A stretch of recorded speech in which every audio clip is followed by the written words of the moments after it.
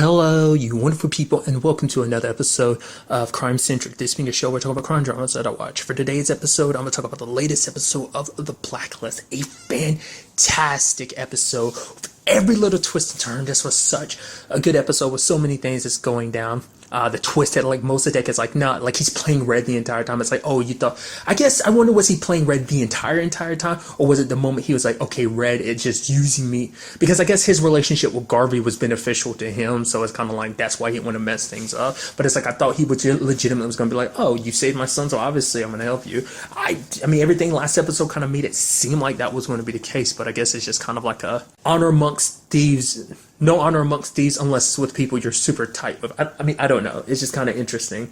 I mean, I guess it is something interesting where it's like red always, like if he threatens people, usually red gets his way. In very rare occasions, is it like, no, the person does like the complete opposite. So I don't know. Anyway, a meeting is set up between Ian and Red for the duffel bag.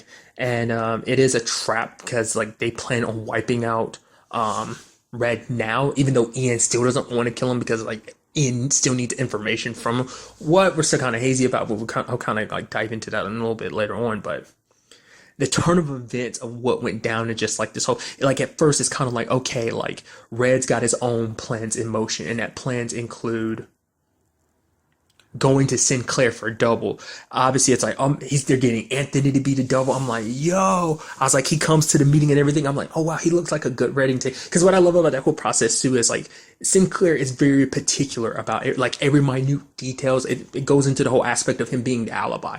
He's very good because he worries about all the smallest details. But the fact of the matter is he literally had 16 hours to put this all together. So it's kind of a rush job, which even then he was super excited about it because it's like, well, that just means that I get to he gets a little excitement from it because he's so used to doing things so to the most minute detail that kind of doing a little free flow with it kind of made him excited. He's like, oh, it's so exciting because it was also potentially going to show off his genius. And the fact of the matter is he was able to put this together in such a short amount of time. And when I saw Reddington, I was like, oh man, Anthony looks good as Reddington's double. Turns out not to be the case. The moment Ian shot Mossadegh, I was like, what the hell was that? It's like, did he not need Mossadegh? I was like, what the hell is that? Oh, it's because your boy Anthony was freaking Ian. I was like, that was such a good line. Because, like, they set it up perfectly, made it go like, oh, he's going to be, because at first when he kind of strokes his shoulder and kind of, I was like, oh, obviously Anthony's not going to talk at all. But then he actually started talking. I was like, oh, wow, he did a very good job imitating Red. But it turns out he was imitating Ian, which is like, did not see that twist coming. That was such a good line of, like, that was just so good at turn of events. Because I also loved about this whole situation too on multiple levels. Like one, there's a whole conversation where you had Harold being like, no, you can't go into it, it's a trap. And then you even have like Red, like Donald saying something, and then Red's like, I'm sorry, I couldn't hear you. I was so captivated by the fact is that Harold is so worried about me. He's like, well, fine, you want to be like that, I'm not going to be worried about you. Then like you want to go into this on your own. But I even love that line from Red when Liz was like, okay, yeah, this is a trap, yet you're not worried. He's like, why not? It's like, well, God doesn't want me and the devil isn't done with me yet. I was like, oh, that's such a good line. That's so good. Oh, Reddington has some of like the best one-liners, and it's like, that was so good. I'm also skipping over it, but there's a whole conversation between Lillian and Liz. I'll kind of skip around to it, but like it didn't correlate in my head. I was like, why would she be like his real daughter? I was like, that doesn't make any sense. That's not possible. But then I completely forgot about the fact is, before Red became the criminal he was part of the U.S. military, wasn't he? Like he was, I forgot what his original position was, but he was kind of like, that's why like him being the traitor that he was kind of blew up and became such an even bigger thing because he was high ranking in the military, wasn't he? But then it correlated in my head. It's like, that's how she's his daughter. She's most likely from his original family, his wife and child from before he kind of went on a run. Like Liz came about because him and Liz's mom got together. So it's like, okay, so while he was off being a criminal, he ended up having another kid. So because I was thinking like, no, she's lying. There's got to be something mistaken here. It's like, nope, they are. So they are stepsisters. I'm not stepsister, half sisters. So it just didn't correlate in my head, which is kind of interesting because they're like, for multiple reasons. One, she was born from when he was actually supposedly a good guy. She even talks about it later on, like the fact that just waking up one day finding out he was a terrible person. And then you have Liz, who was born through his criminal life, kind of like that life of him as a traitor. Yet Liz ended up growing up being an FBI agent, while you had his daughter Lillian kind of uh, growing up and witness protection. So I don't know, like when you actually think about the grand scheme of their lives like that, it just seems so interesting where they ended up where they are right now in this very moment. It's kind of fascinating. What's also interesting too is the fact of the matter is to her, it's like because part of me, because I was wondering, like, did she see the more vicious sides of Red or something? It's like, no, like, she hates Red so much because he turned her entire life upside down. It's like she woke up one morning thinking her dad was a good guy and then woke up the next and he's like, not. He's a traitor. And I think that's what all her feelings toward Red. She probably doesn't really know Red much since, like, she was a little girl. But growing up, the only thing she knows reference of him is, just what other people have said. It's one of those situations of when you don't really grow up knowing a parent and you just hear all this other stuff talked about. Like she and her family had to go into hiding just to get away from being known as like, oh, you're Reddington's family, so. Which is kind of interesting when you compare that to Liz, who's kind of known what kind of person he's been, yet she kind of embraces that side of herself, which is, it's kind of interesting because, Liz always was kind of like the more righteous person, but as the series is going on, there's something I'm talking about. It's because she has become more and more like ready to, especially in this season with a lot of the stuff she's kind of let slide, kind of doing stuff very Reddington-like, and then you have Lillian being like the complete opposite. So, which is I think why they don't gel together well, because it's like, oh, I always wanted a sister, but I guess we both know this will never work out where it is now because like they would never see eye to eye. Because for her, she wants to protect Ian because Ian protected her from her dad. So that kind of explains more of why Ian went into this, and I think that's something I might have talked about last episode. It's because it does seem legitimately like he did go through all of this for the sake of protecting Lillian. Well, Lily, I just call her Lily for short. Just like I don't really call her Liz. Well, Lily's not even really her real name, is it?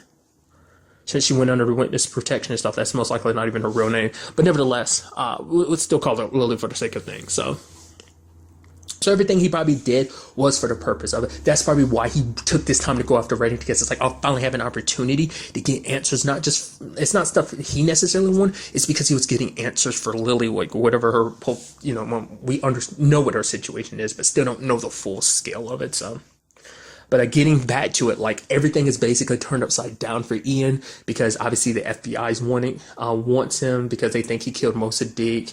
Mossadegh's kind of like a big political, I forgot what his actual position is, but from that point of view, it's like, oh yeah, he's a political leader that Ian killed, and also from the criminal aspect, it's like, oh yeah, plus the Nash Syndicate, it's like you literally killed off one of our biggest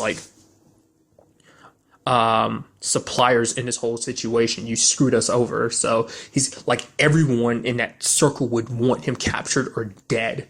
So. But what really caught my attention was what Ian said when he got to, really quickly, before I even get to that, there was that line in the car that was just so weird and out there. Yeah, Reggie, what's that smell? It smells like lavender. And he smells Ian. He's like, is that you? Is that your head? What is that? That is so lovely. Even did beginning. I was like, oh, that's nice. He's like, we got to figure out what the hell that is. You and me we gotta get that. That's so good. It's like, this is the guy that you want dead. I'm legitimately curious, like when it's all said and done, like Red kept saying he would kill Ian, but when it's all said and done, would he have killed Ian? I want to say yes, but there's also part of me that's like, maybe he wouldn't have. I don't know. If he makes it seem later on like if Ian gave him a choice, he wouldn't kill him. I guess he would and kind of, he doesn't agree with it, but I think on some level he would want to go about things the way Liz wants. As long as he gets what he wants, I don't think he'd care in Ian. Like, he does make it seem like he would have killed Ian the moment he got what he wanted, but it's like, if Liz wanted him arrested, then maybe Brad would kind of kneel to what she wanted to do. I don't know. But the thing is, Ian said that basically Lily has been in hiding for 30 years for nothing. So it's like, what does that mean exactly? Is that what this is all stemming back to? Could it potentially be the fact that, and it's something I've possibly thrown out there before, is he not actually Raymond Reddington? Is that body actually not Red's? Is the real Reddington actually dead? And this is some guy that he really is, not necessarily, maybe not Lillian's dad, but definitely, Liz's dad at the very least. Like, what if because like I said, there's still that whole thing about Liz still has her memories kind of missing from that time during that fire where her dad died. So what if that was the real Reddington being killed back then, and that this guy came and impersonated him, and it's like he really is her dad, but he's not Raymond Reddington. He's just pretending to be. What if that's the same thing with I mean, I would assume that Kate would have known out of anyone that knew all the secrets. Like, what if that was the real truth behind it? It's like she knew the entire time that's what that body was about. Maybe it has nothing to do with like her mom. Like, what if that has to do with that being the real Raymond Reddington? Because this was brought up, like, wasn't that last season or was that the season before last when that whole con artist popped up? Like, he was a grifter pretending to be Reddington. Just, you know, it was all part of Reddington's plan. Plus, the guy wanted to go out as, you know, part of a performance. It's kind of the whole thing. What if there was some truth to that? What if they were kind of already throwing that out there as a possibility? And that's something I've kind of thrown out there too. I feel like I've referenced that at some point. Maybe I'm giving myself too much credit, but that's kind of my thought. It's like, why are the reason we should be like, you've been hiding for nothing for 30 years? It's like you're trying to hide from your dad, but it's like you haven't been hiding from your dad. It's kind of what I kind of assume that's what Elon's getting at. We still don't know. Because even the way Reddington looked at Lily, like the way he kind of looked at his face, it didn't look like, oh my, I'm seeing my daughter for the first time in such a long time. Because I feel like, no matter, even if you hadn't remembered what she looked like, I mean, maybe Red had kept an eye on Liz all that time. Like, I know maybe he had kept an eye on her the entire time, so that's how he knew. But I feel like even, no matter what the circumstances would be, obviously, if he had another daughter, he would be keeping an eye on her too. So that kind of makes me think that when he saw her, he's like, oh, I recognize who you are. You're the real Raymond Reddington's daughter. So he didn't look like, I don't know, the look on his face made me feel like that's what that is. That's not the guy we've known this entire time played by James Spader isn't really Raymond Reddington. And that he's not Lily's dad, but he really is Liz's dad. So that's where my mind is about that. Whether there's truth to that or not, we will ultimately have to wait and see. Because that would also mean that Liz and her aren't actually sisters. But maybe that's something we'll kind of dive into. Because where the body is now, nobody knows. Because Ian was the only one who knows it, got shot. Plus, let's not forget, like, whether he lived or died, we still don't know. It seems like he's fighting for it at the end, so... Which Liz obviously wants him to survive because it's like, I need to know what you know, like what secrets Reddington. Because for her, she needs to understand why Tom died. Which ultimately, even at the beginning, it's like, because it was never your business. It was never Tom's business to get interfered with. And I think, I don't know, man, this is my number one running theory now. So, it's definitely going to be interesting going forward. I might just make this into a separate thing in a video in itself. I might record that like tomorrow or something, kind of just put this up as a thought. But I'm just kind of throwing it out here first here, but then I'll kind of put it up in a video that might go up next week maybe, or this at Friday. I don't know. I haven't decided yet. Depends on me. So ultimately we'll wait to see. But I'm so curious to see where things go from here. I'm sure it's probably a situation where Ian's kind of put the bones in like a contingency, like, oh, someone else has their eyes on it and will do something with it. I don't know, like, because like I said, it's all up, like, in that whole situation. I'm curious to also see where Liz and Reddington stand after all of this, you know, so. Because I think this is also a moment where you kind of see things kind of catching up to Liz, because it's just like, no, I'm so close to finding out the truth of why this all happened, why Tom had to die for this, what secrets you're hiding, and why they were so important that Tom even had to die. Because in this episode also, Ian found out from Lily that Liz is his daughter, and he's like, oh, so that's what it was. Because he didn't realize that the connections between all of them. He thought like her connection to Reddington was through Tom, not realizing, well, Tom was actually connected to Reddington through Liz. He still doesn't know the full circumference of the whole like relationship between that whole complicated situation of him sitting in Tom to keep an eye on her, but then he kind of backstabbed her and started working with Berlin, and that turned into a whole complicated situation during the first season. Then they eventually kind of hated each other, then eventually came back together, and kind of things were good. You know, so it's a complicated situation. So ultimately, we will have to wait and see what the next episode has in store for us. I'm very excited to see what it does have.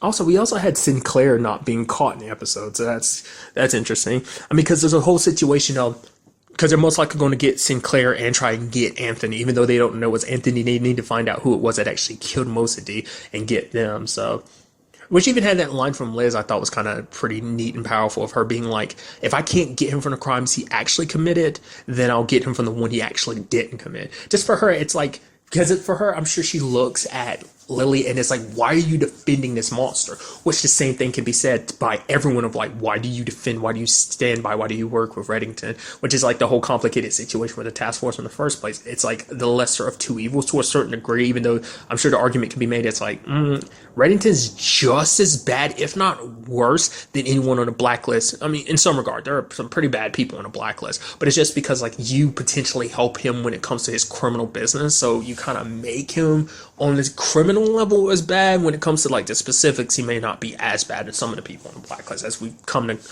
see across everything. But nevertheless, it's very interesting to see where this all takes us. But really, that's all I want to talk about in this episode. Till the next time we meet, be happy, be safe, live life to the fullest, and enjoy it. Good day and goodbye.